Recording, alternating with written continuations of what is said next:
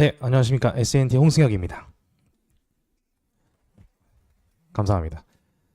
제 소개 먼저 드리도록 하겠습니다. 저는 제1회 대성 모의고사 공모전에서 대상을 수상했습니다.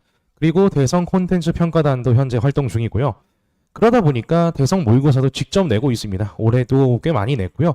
그 다음에 현재 경기고 1등급반 맡아서 SNT에서 수업 진행 중이고, 어머님들께서 혹은 학부모님들께서 아실 만한 책들로는 블랙라벨, 고쟁이, 수학의 바이블 이런 것들도 검수에 참여를 해서 오류 잡아내고 이제 조금 더 매끄럽게 컨텐츠를 만들어내는 그런 활동을 진행했었습니다. 일단 지긋지긋하시겠지만 그래도 학교 분석을 조금 더 해봐야 될 것 같습니다. 일단 경기고 시험은 어려운 편인데 커트라인이 높다라고 보시면 될 것 같아요. 학교 프린트를 변형하다 보니까 이런 현상이 발생하게 되는데요. 객관식 15개, 단답형 6개로 구성되어 있고, 킬러 문항 같은 경우에는 30% 정도입니다. 그 킬러 문항 어디서 나옵니까? 학교 프린트에서 나오고, 하나 정도는 교육청 기출, 그 다음에 평가원 기출 이런 거에서 변형해서 내십니다. 그래서 계산 압박이 조금 더 심한 편이고요. 학부 연계 꽤나 높습니다. 그 다음에 쇼크 활용도가 감소하는 문항을 출제하는데, 이건 어떤 말이냐면 학교 프린트에서 봤다라고 해도 그 상황을 전체적으로 이해하지 못한다면 아이가 조금은 딜레이가 걸리는, 계산량이 조금 늘어나는 그런 현상이 발생합니다. 이렇게 중간 실제 기출입니다.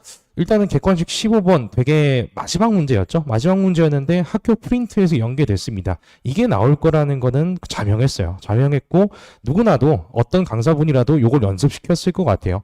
그래서 저도 마찬가지로 연습을 시켰습니다. 그리고 숫자 변형을 이렇게 막 주면서 아이들이 어떤 상황에서라도 흔들리지 않고 계산할 수 있게 숫자 변형 다 해서 아이들에게 같은 문제들로 연습을 시켰고요. 두 번째는 객관식 14번입니다. 이건 이제 객관식에서 두 번째로 어려운 문제였는데 아이들이 느끼기에는 제일 어려운 문제였어요. 14, 15를 못 풀었는데 둘 중 뭐가 더 어려운 것 같니? 그럼 15번은 그냥 글만 긴 것 같고요. 14번은 이건 좀 보지 못했던 것 같아요. 당연합니다. 이건 학교 프린트에 없었어요. 하지만 저는 넣어놨죠. 네, 이게 교육청 기출인데요. 제가 학교 프린트들에서 변형 문제를 만들어서 모의고사를 구성해 보니까 한 문제 정도 조금 난이도가 애매한 것들이 있더라고요. 그럼 그 사이에 어떤 걸 넣어야 될까? 경기고 선생님들이 꽤나 문제 밸런스나 아니면 트렌드를 많이 반영하시는 거를 봐서 요런 기출 넣으면 딱 좋겠다라고 했는데 번호도 정확하게 맞췄습니다. 네. 그 다음은 이제 2학기 중간 때는 도대체 어떤 것들이 나오나 이렇게 궁금하실 텐데요. 왼쪽은 작년 2학기 중간 객관식 15번 마지막 문제죠. 근데 이제 오른쪽 보시면은 2024년 고1 9월 28번에 똑같은 문제가 그림만 뒤집혀가지고 이렇게 나오게 됐습니다. 그랬는데 학교 프린팅에 이런 게 있으면 잘 풀지 않을까라고 생각이 드시잖아요. 근데 공수2는 조금 다릅니다. 이렇게 학교 프린트를 줘서 냈어도 1컷이 70점 후반이에요. 단답형으로 바뀌어서도 1컷이 70점 후반? 이거는 애들이 한 4문제 정도 틀리면 나오는 점수입니다. 왜 이렇게 점수가 낮냐라고 하시면 공수2의 과목 특성 때문입니다. 초반부, 그러니까 중간고사 범위까지는 아이들이 기하적인 거, 도형이라든지 이동이라든지 이런 것들에 이제 집중되어서 시험을 보게 되는데 아이들의 취약점이에요. 글을 보고서 그림을 그릴 수가 없대요. 그걸 연습해야 되는 게 방학이라고 생각하시면 됩니다. 두 번째는 기말고사에서도 비슷한 현상이 일어나게 되는데, 기말고사는 이제 명제라든지 함수에 대한 부분들이 적극적으로 나오게 됩니다. 그 부분들은 아이가 국어를 못할수록 좀 더 많이 틀리는 경향성이 있어요. 그래서 이 부분을 지금 짚고 넘어가지 않는다면, 한 바퀴를 돌리지 않는다면 아이들이 2학기 때 굉장히 많이 힘들어 하더라고요. 그런데 공수2는 그렇게 중요성을 말씀을 드렸는데, 대수학통은 지금 왜 중요하다고 말씀을 드려야 되나? 일단 이 계정 교육과정, 우리 아이들 교육과정이죠. 이 교육과정에서 대수라는 거는 마지막 문제에 출제가 되고 있습니다. 이제 2024년 5년, 그 다음에 2025년 수능까지, 그 다음에 2028년 수능 예시문항 30번까지 다 대수에서 지수함수 부분에서 출제가 되었고요. 요거 이렇게 출제가 되다 보니까 아이들 입장에서는 좀 많이 어렵다, 난해하다 이런 표현들이 자주 나오고 있어요. 그래서 4점짜리를 너끈하게 풀어내지 못하는 이상 이 심화 문제로 접근조차 불가능합니다. 그래서 지금 여기서 계속 연습을 해야 된다라고 강조를 드리는 거고요. 실제로 과목의 난이도를 좀 얘기를 해드리자면 확통 난이도가 제일 낮고요. 그 다음에 미적분 1, 그 다음에 대수입니다. 수능을 치러야 되는 우리 아이들 나중까지 바라보셔야 되잖아요. 그랬을 때 대수 부분을 먼저 이렇게 적극적으로 연습을 하고 올라가시는 걸 추천드리고요. 내신 출제 소수도 마찬가지입니다. 우리 아이가 내신을 준비하려고 하는데 이 내신 출제 소수에 대한 정복이 안 된다면 고3 6월 평가원 모의고사 30번 같은 게 문제로 나온다면 21번 같은 거 객관식에서 맨 마지막 번호 같은 걸 문제로 내게 된다면 실제로도 시험장에서 많이 당황할 수 있습니다. 올해죠. 올해 경기고 2학년 선합병 3번입니다. 올해 따끈따끈하게 이렇게 나왔어요. 그런데 요게 이제 원본은 2021년 고3 6월 평가원 모의고사에서 나온 거거든요. 근데 저 문제는요. 어떠한 수능 강사든 어떠한 내신 강사든 무조건적으로 넣는 문제입니다. 그렇게 대비를 하고 올라가야 된다라는 말이죠. 우리 아이들이 이런 문제를 처음 봤다라고 하면은 저는 상상도 하기 싫을 것 같아요. 아이들이 무조건 틀릴 것 같습니다. 이건 건드리지도 못해요. 그래서 이계정 확률과 통계는 어떤 다른 점이 있겠냐라고 하시면 이제 일단 원순열이라는 유형 자체가 하나 사라지고요. 그 다음에 모비율이라는 개념이 추가가 됩니다. 그래서 아까도 말씀드렸지만 확통 같은 경우에는 난이도가 좀 매우 낮은, 허들이 낮은 과목 중에 하나예요. 그런데 아이들이 왜 틀리냐라고 여쭤보신다면 계산이에요. 개념적인 부분에서 좀 익숙치 않아서 계산에서 꼬이는 경우가 굉장히 많습니다. 그러다 보니 제가 일부러 이 확통을 기본 실력반으로 깔았거든요. 기본 실력반으로 깐 이유가 있습니다. 1학기 기말 범위가 경우의 수 들어가는 건 아시겠죠? 그죠? 경우의 수라는 게 확통에서의 베이스 과목이에요. 그래서 경우의 수를 겪고 나서 확통을 바로 한다. 괜찮은 선택지입니다. 꽤나 매력적인 선택지예요. 저도 실제로 예전에 공부할 때 경우의 수 부분 하고 나서 확통을 바로 들어갔어요. 네. 그때는 미학기를 다 했던 시절이긴 하지만 그래도 우리 아이들이 요거 한번 건드려 놓으면 2학기 끝나고 나서 겨울방학 때 한 번 더 건드리고 내년에 가서 내신 대비할 때 한 번 더 건드리고 그러면 틀릴 일이 점점 줄어들게 되는 거예요. 그러면서 아이들의 계산력도 점점 올라가게 되는 거고요.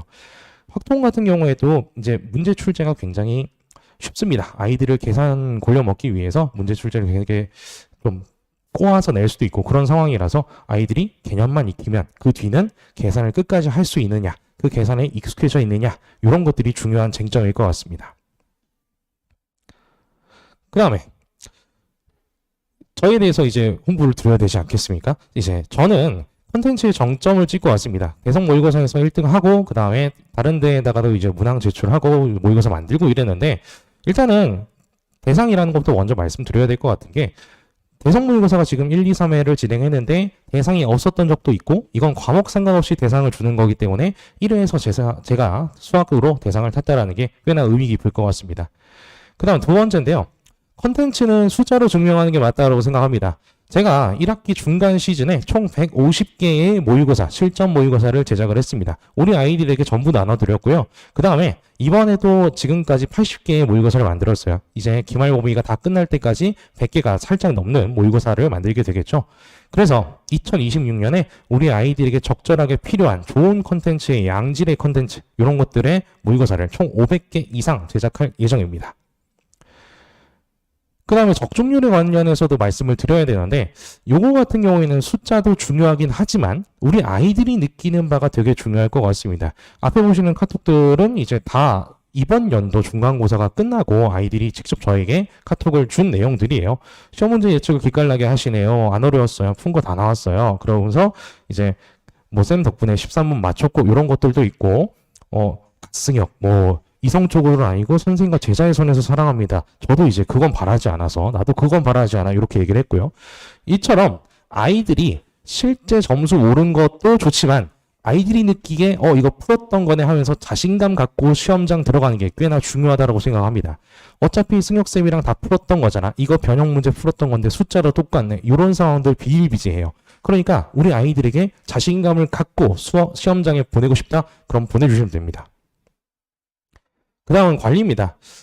물론 이제 관리에서 피드백적인 부분을 강조드리고 싶은데요. 우리 아이가 뭘 고쳐야 되는지 오답 피드백 이렇게 상세하게 드리고 문제에 맞춘 거라고 해도 이렇게 피드백을 세세하게 드리고 있습니다. 물론 개인별 피드백은 따로 드립니다. 요거에 따로 드리기 때문에 아이들이 읽어보시면서 그리고 어머님들이 읽어보시면서 우리 아이에게 어떻게 솔루션을 줘야 되지, 어떻게 말을 해야 되지 이런 것들도 체감하실 수 있을 것 같아요. 그 결과물들입니다. 일단 저에게 왔다라는 거는 성적 향상이 무조건적으로 이루어진다라고 보시면 될 것 같아요. 그래서 저는 자신 있습니다. 누구라도 보내주시면 성적 무조건 올릴 거고요. 성적 상승 될 때까지 계속 주구장창 집착할 겁니다. 우리 아이가 뭐가 부족한지, 그 다음에 어떤 부분에서 약한지 이런 것들을 정확하게 분석해내면서 앞에 보시는 것 같이 명예의 전당에 우리 아이 이름 올릴 수 있도록 열심히 노력하겠습니다. 수업 안내입니다. 경기 1학년 공수투 정규반인데요. 화요일, 토요일 6시부터 10시 이렇게 진행이 되고요. 7월 7일부터 시작합니다. 왜 이렇게 빨리 시작해요? 라고 하면은 요 끝나는 날짜 보시면 좋을 것 같아요. 끝나는 날짜가 8월 15일입니다.